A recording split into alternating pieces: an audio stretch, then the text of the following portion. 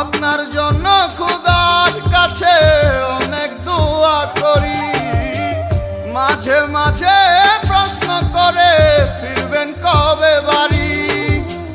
আপনার জন্য খোদার কাছে অনেক দোয়া করি, আপনার লাগি ছটফট করে আমার পোড়াবু। আমার সোনার ময়না পাখি, চোখে কাজল ধোয়া পানি, সে আমার জন্য কাঁদে